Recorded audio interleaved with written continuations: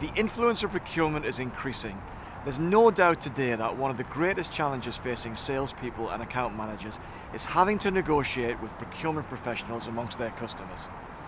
Building effective relationships with disinterested, remote procurement people can be a nightmare for those in sales. This development can and does have a dramatic impact on the ability of suppliers to retain business, never mind having to win new customers. The fact of the matter is that procurement in the 21st century is a mainstream business function.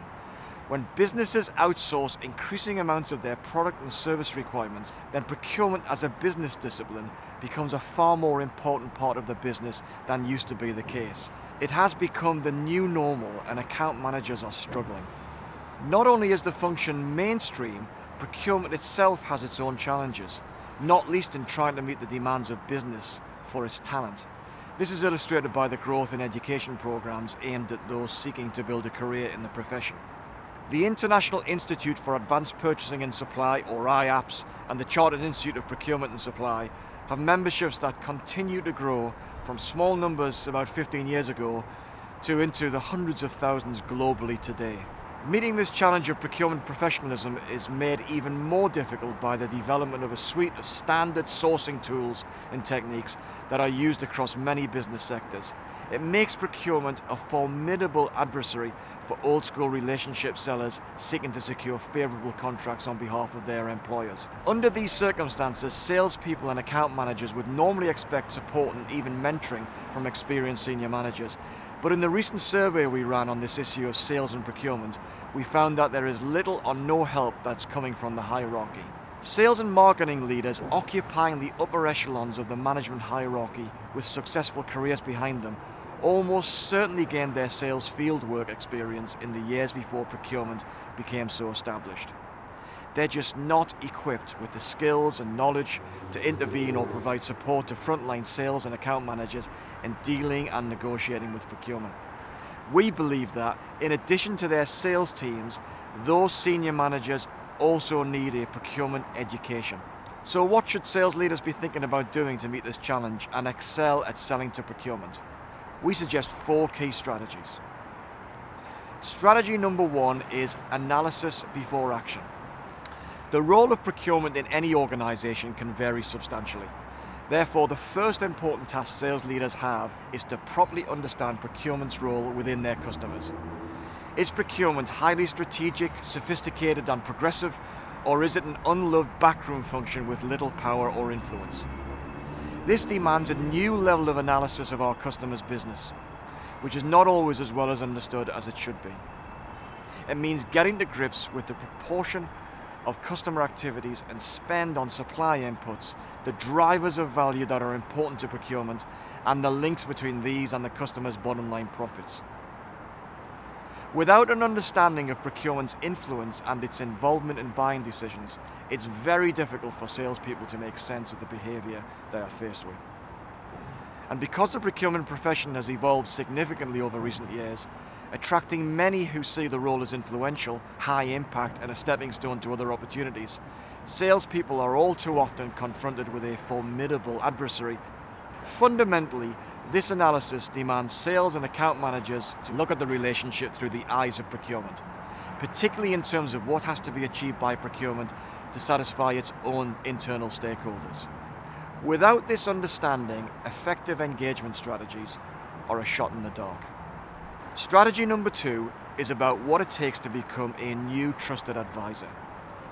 Progressive sales organizations have made big strides in moving from product pushers to business consultants, or nowadays, the trusted advisor. Unfortunately, at the same time, at least unfortunately for sales and account managers, procurement is also increasingly winning this trusted advisor role internally, especially when they can play the trump card of market objectivity. Good procurement personnel become respected in their organizations for their supply chain management and sourcing expertise. Without a full understanding of the procurement agenda, the classic sales approach of relationship management can be lacking. Trying to win friends at the top of the customer's organization may no longer be an effective strategy, particularly when procurement decisions are being happily delegated to lower levels, and especially if the supplier is being classified as a non-strategic purchase. Salespeople, perhaps by a combination of nature and role design, seek goodwill-based relationships, and it can be challenging for them when faced with apparently hostile procurement staff who in reality are just acting in the way required for the spend category they are dealing with. It's important for salespeople to see through this and not take it personally.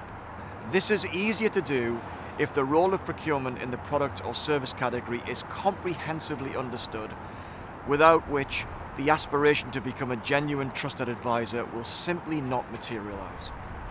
Strategy number 3 is to understand power and the levers of value in your customer relationships.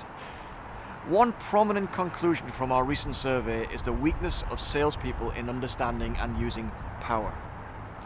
By using a number of power analysis tools, procurement has been able to use this relationship dimension to more effectively extract value from its commercial interactions with suppliers. It seems also that salespeople find this type of analysis and use of power a rather uncomfortable concept.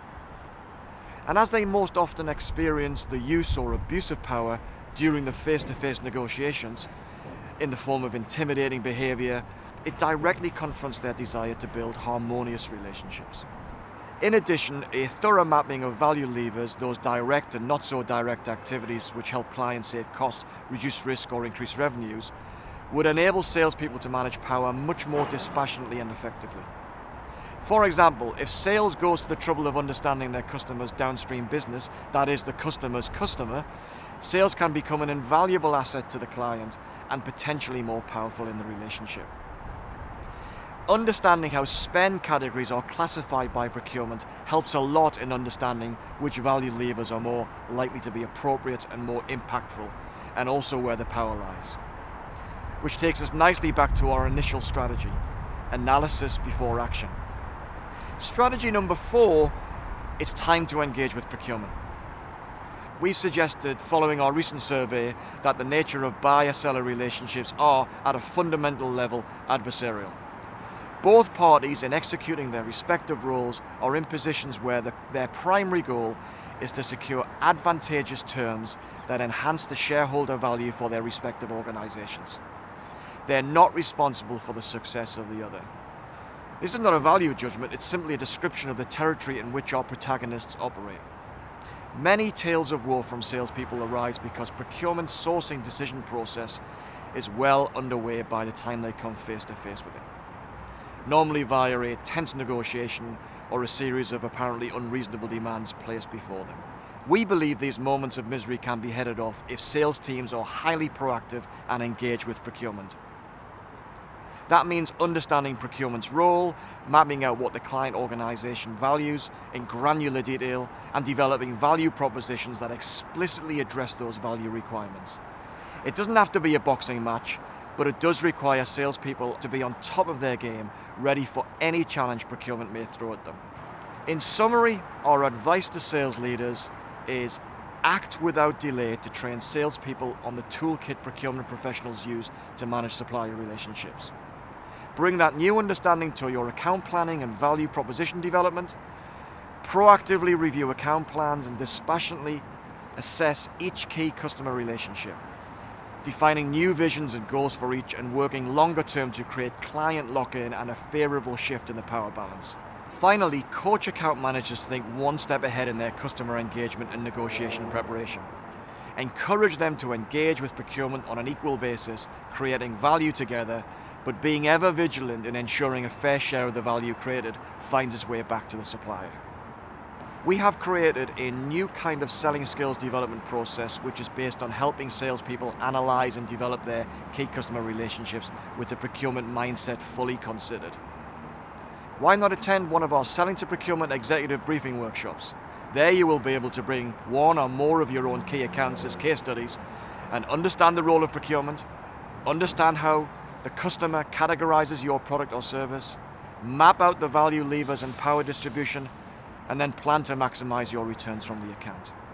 We also provide bespoke S2P or Selling to Procurement development programs directly tailored to your needs. Our workshops are always facilitated by people who are genuine procurement experts and experienced in real-world negotiations.